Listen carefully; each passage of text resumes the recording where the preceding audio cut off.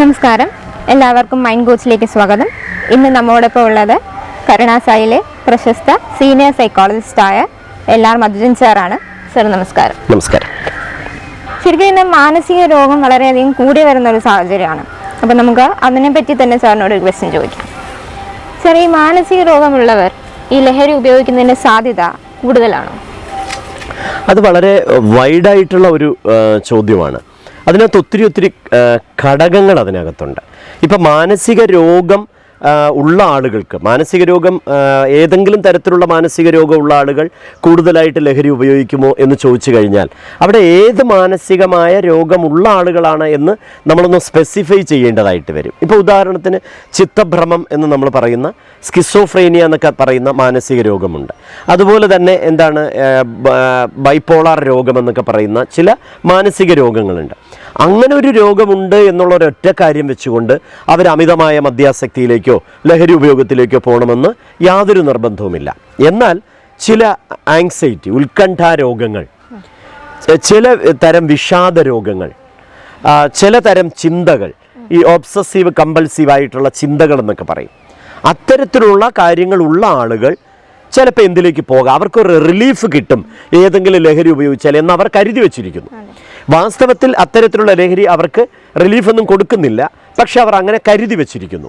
അതിൻ്റെ അടിസ്ഥാനത്തിൽ ഉത്കണ്ഠ കുറയ്ക്കുന്നതിന് വേണ്ടി മദ്യത്തിലേക്ക് പോകുന്ന, മയക്കുമരുന്നിലേക്ക് പോകുന്ന, വിഷാദം കുറയ്ക്കുന്നതിന് വേണ്ടി മയക്കുമരുന്നിലേക്ക് പോകുന്ന ആളുകളെ നമ്മൾ ധാരാളമായിട്ട് കാണുന്നുണ്ട്. ഇല്ലെന്ന് നമുക്ക് പറയാൻ പറ്റില്ല. അല്ലാതെ സ്പെസിഫിക്കായ ഒരു മാനസികമായ ഒരു രോഗമുണ്ട് എന്ന് കരുതി ആ രോഗം അയാൾക്ക് എന്താവണമെന്നില്ല, ലഹരി ഉപയോഗത്തിനുള്ള ഒരു ട്രിഗർ ഫാക്ടറായി മാറണം എന്നില്ല. എന്നാൽ ഉത്കണ്ഠയോ വിഷാദമോ അതല്ലെങ്കിൽ ചിന്താപരമായ ചില കാര്യങ്ങളോ മദ്യത്തിലേക്കോ മയക്കുമരുന്നിലേക്കോ അയാളെ കൊണ്ടുപോവുകയാണെങ്കിൽ അതിനെ നമ്മൾ സെക്കൻഡറി ആൽക്കഹോളിസം എന്ന് തന്നെയാണ് പറയുന്നത്. അപ്പോൾ ഇത് അങ്ങോട്ടും ഇങ്ങോട്ടും നിൽക്കുന്നു എന്നുള്ളതാണ്. അതല്ലാതെ സ്പെസിഫിക് ആയിട്ട് ഏത് മാനസിക രോഗമുള്ള ഒരാളും മാനസിക രോഗമുണ്ട് എന്നൊരൊറ്റ കാര്യം കൊണ്ട് ലഹരി ഉപയോഗത്തിലേക്ക് പോകുന്നു എന്ന് പറയാനായിട്ട് നമുക്ക് കഴിയില്ല. ഇതാണ് അതിൻ്റെ ഒരു പശ്ചാത്തലം എന്ന് പറയുന്നത്. അപ്പോൾ മാനസിക രോഗങ്ങളെ രോഗങ്ങളായി കണ്ട് ചികിത്സിക്കണം. ആസക്തി രോഗത്തെ ആസക്തി രോഗമായിട്ട് നമ്മൾ ചികിത്സിക്കണം. ആസക്തി രോഗവും മാനസിക രോഗവും തമ്മിൽ കെട്ടുപിണഞ്ഞ് കിടക്കുകയാണെങ്കിൽ അതിന് രണ്ടിനും അതിൻ്റേതായ ചികിത്സ കൊടുക്കണം എന്നുള്ളതാണ് ഏറ്റവും പ്രധാനപ്പെട്ട കാര്യം എന്ന് പറയുന്നത്. മാനസിക സമ്മർദ്ദം കുറയ്ക്കാനായിട്ട് ഈ മദ്യം അല്ലെങ്കിൽ മറ്റ് ലഹരി ഉപയോഗിക്കുന്നതിനായിട്ടുള്ള എന്തെങ്കിലും സൈക്കോളജിക്കൽ കാരണങ്ങളുണ്ടോ? ഇത് ശരിക്കും ചില കാര്യങ്ങളിൽ നമുക്ക് ഈ മിത്തുകളും റിയാലിറ്റിയും എന്ന് പറയുന്ന രണ്ട് കാര്യങ്ങളുണ്ട്. മിത്ത്, അതിൽ ചില കാര്യങ്ങൾ വിശ്വസിച്ച് വെച്ചിരിക്കുന്നു, എന്നാൽ അതായിരിക്കില്ല യാഥാർത്ഥ്യം എന്ന് പറയുന്നത്. ഇപ്പോൾ ഉദാഹരണത്തിന് ചില ആളുകൾ വിശ്വസിച്ച് വെച്ചിരിക്കുന്നു വിഷാദം കൊണ്ട് അല്ലെങ്കിൽ അയാൾക്ക് ദുഃഖം കൊണ്ടാണ് അയാൾ കുടിക്കുന്നത്.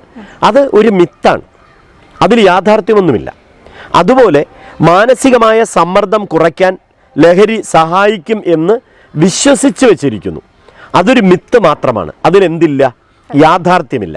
പക്ഷേ അങ്ങനെയാണെങ്കിൽ ആളുകൾ ചോദിക്കും, എനിക്ക് നല്ല സമ്മർദ്ദമുള്ള ഒരാളാണ്, ഞാനൊരു 60 ml അല്ലെങ്കിൽ ഒരു 30 മില്ലി കുടിച്ചപ്പോൾ എൻ്റെ സമ്മർദ്ദം കുറഞ്ഞല്ലോ എന്ന് പറയുന്ന ആളുകളുണ്ട്. അത് എന്തുകൊണ്ടെന്ന് വെച്ച് കഴിഞ്ഞാൽ ഈ മദ്യത്തിൻ്റെ ഒരു പ്രത്യേകത എന്ന് പറയുന്നത് അതിൽ ആദ്യത്തെ ഡ്രിങ്കിൽ, ജീവിതത്തിലെ ആദ്യത്തെ ഡ്രിങ്കിൽ എന്നല്ല പറയുന്നത്, ഒരു ദിവസത്തെ ആദ്യത്തെ ഡ്രിങ്കിൽ, അത് 30 ml ആവട്ടെ, 60 ml ആവട്ടെ, 90 ml ആവട്ടെ, അല്ലെങ്കിൽ മദ്യപിക്കുന്ന ആളുകൾ പറയുന്ന 1 പെഗ് ആവട്ടെ, 2 പെഗ് ആവട്ടെ, ഇത് അങ്ങോട്ട് ചെന്നൊരു 72 സെക്കൻഡ് കഴിയുമ്പോൾ തലച്ചോറിലെ ചില രാസപദാർത്ഥങ്ങളിൽ ചില മാറ്റങ്ങൾ സംഭവിക്കും. ഡോപ്പമിൻ എന്ന് പറയുന്ന ഒരു രാസപദാർത്ഥം ഈ 60 ml 30 ml ഒക്കെ ആകുമ്പോൾ ഒരു 72 സെക്കൻഡൊക്കെ കഴിയുമ്പോഴത്തേക്കും ഈ രാസപദാർത്ഥം കുറച്ച് വേറൊരു ഏരിയയിലേക്ക് കൂടുതൽ പ്രവഹിക്കാൻ തുടങ്ങും. അത് ഈ മദ്യപിക്കുന്നവർക്ക് ഒരു യുഫോറിക് മൂഡെന്ന് പറയുന്നത്, അതായത് സന്തോഷദായകമായ ഒരു മൂഡ് അവർക്ക് ഉണ്ടാക്കി കൊടുക്കും.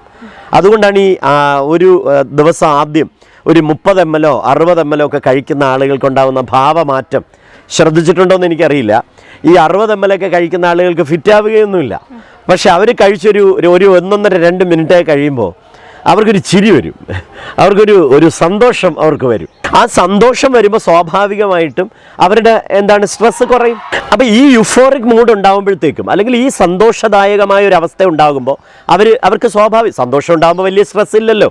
അപ്പോൾ അവർ വിചാരിക്കുന്നത് എന്ത് ചെയ്യപ്പെട്ടു, എൻ്റെ ഉത്കണ്ഠ കുറഞ്ഞു എന്നാണ് അവർ വിചാരിക്കുന്നത്, അല്ലെങ്കിൽ എൻ്റെ സമ്മർദ്ദം കുറഞ്ഞു എന്നാണ് അവർ വിചാരിക്കുന്നത്. ഈ സമ്മർദ്ദം കുറയ്ക്കാൻ വേണ്ടിയിട്ട് പിന്നെ അവർക്ക് എന്ത് കൂടിയേ തീരൂ? ഈ ആൽക്കഹോൾ കൂടിയേ തീരൂ. അത് പിന്നെ ടോളറൻസ് എന്ന് പറയുന്നത് 30 ml 60 ml എന്ന് പറയുന്നതിൻ്റെ പിന്നെ 120 ml ആയി, പെഗ് പിന്നെ ലാർജ് അതിനപ്പുറമായി, ക്വാർട്ടറായി, പൈൻ്റായി, അങ്ങനെയൊക്കെ മാറിയാണ് പലപ്പോഴും ഇത്തരം ആൾക്കാർ എന്ത് ചെയ്യപ്പെടുന്നത്, ആസക്തരായി മാറുന്നത്. ഇതൊരു മിത്താണ്. പണ്ട് ഇപ്പോൾ ഈ ആൽക്കഹോൾ എന്നൊക്കെ നമ്മൾ പറയുമെങ്കിലും പണ്ട് കേരളത്തിൽ ചാരായം ഉണ്ടായിരുന്ന ഒരു കാലഘട്ടം ഉണ്ടായിരുന്നു. അപ്പോൾ ഈ ചാരായം ഉണ്ടായിരുന്ന ഒരു കാലഘട്ടത്തിൽ സാധാരണ ആൾക്കാർ ഈ ചാരായം എന്നൊന്നും പറയില്ല. ഞാൻ ചാരായം കുടിക്കാൻ പോവുകയാണ് എന്ന് പറയില്ലായിരുന്നു. അവർ പറയുന്ന പ്രധാനപ്പെട്ട വാചകം എന്ന് പറയുന്നത് ഒരു മരുന്നടിക്കാൻ പോകണു എന്ന് പറയുന്നത്. പ്രധാനമായിട്ട് തിരുവനന്തപുരത്തുണ്ടായ ഒരു പ്രയോഗമാണ്, ഒരു മരുന്നടിക്കാൻ പോകണു, ഒരു 100 മരുന്നടിക്കാൻ പോകണു എന്ന് പറയും. അതിലെന്താ ഇതിനെ മരുന്നെന്ന് പറയാനുള്ള കാര്യം എന്ന് വെച്ചാൽ അവരെ സംബന്ധിച്ച് ആ 100 കഴിക്കുക എന്ന് പറഞ്ഞാൽ മരുന്നാണ്. അവരുടെ ശാരീരികമായ ബുദ്ധിമുട്ടുകൾ ഈ ഒരു 100 കഴിക്കുമ്പോൾ മാറുന്നു. അവരുടെ മാനസികമായ സമ്മർദ്ദങ്ങൾ ഈ 100 കഴിക്കുമ്പോൾ മാറുന്നു. സത്യം തന്നെയാണ്. പക്ഷേ ആ ആൽക്കഹോൾ അല്ലെങ്കിൽ ഈ ചാരായത്തിൽ അടങ്ങിയിരിക്കുന്ന ഘടകം ഈ തലച്ചോറിലെ ഡോപ്പമിനിലൊരു ചെറിയ ഇൻഫ്ലുവൻസ് ഉണ്ടാക്കുന്നത് കൊണ്ട് മാത്രമാണ് അവർക്ക് ഫീൽ ചെയ്യുന്നത്. പക്ഷെ അവർക്ക് എല്ലാ ദിവസവും 100 നിർത്താൻ പറ്റില്ല. അവർക്ക് എല്ലാ ദിവസവും 1 പെഗിൽ 2 പെഗിൽ നിർത്താൻ പറ്റില്ല. ആൽക്കഹോളിന് ഒരു കാരണവശാലും അങ്ങനെ ഒരു ചെറിയ അളവിൽ മാത്രം മുന്നോട്ട് കൊണ്ടുപോകാൻ പറ്റില്ല. അത് വലിയൊരു ആസക്തിയിലേക്ക് പോകുക. അതുകൊണ്ടാണ് സമ്മർദ്ദം കുറയ്ക്കുന്നതിന് വേണ്ടി ലഹരി മരുന്നുകൾ ഉപയോഗിച്ചാൽ അത് ശരിയാകുമോ എന്ന് ചോദിച്ചു കഴിഞ്ഞാൽ അതൊരു മിത്ത് മാത്രമാണ്. അതിലെന്തില്ല, യാതൊരുവിധ യാഥാർത്ഥ്യവും ഇല്ല. അത് ചെറിയ തോതിൽ ഇങ്ങനെ ചില ഇൻഫ്ലുവൻസ് വരുന്നത് കൊണ്ട് ആളുകൾ അങ്ങനെ കരുതി വെച്ചിരിക്കുന്നതാണ്. ഓർക്കുക, ഒരു ലഹരി പദാർത്ഥത്തിനും നിങ്ങളുടെ ഒരു സമ്മർദ്ദത്തെയും കുറയ്ക്കാൻ കഴിയില്ല. ഏത് ലഹരി പദാർത്ഥവും അളവിലേറെ കഴിച്ചു പോയി കഴിയുമ്പോഴത്തേക്കും സമ്മർദ്ദം കൂടുകയേ ഉള്ളൂ എന്ന യാഥാർത്ഥ്യം മനസ്സിലാക്കുക. ആരെങ്കിലും പറയുകയാണ് സമ്മർദ്ദം കുറയ്ക്കാൻ ആൽക്കഹോൾ സഹായിക്കുമെന്ന് പറയുകയാണെങ്കിൽ അത് വെറും മിത്ത് മാത്രമാണ്. അതിനകത്ത് യാതൊരുവിധ സയൻറ്റിഫിക് അല്ലെങ്കിൽ ശാസ്ത്രീയമായ അടിത്തറയുമില്ല എന്ന് മനസ്സിലാക്കുക. ഇത്രയും നേരം നമ്മോടൊപ്പം ലഹരി വിമുക്തത്തെക്കുറിച്ച് വളരെ വിശദമായി സംസാരിച്ച മസ്ജിൻ സാറിന് 1000 നന്ദി. Thank you. Women talk time എന്ന ഈ ചാനൽ സബ്സ്ക്രൈബ് ചെയ്യുക, ആസ്വദിക്കുക.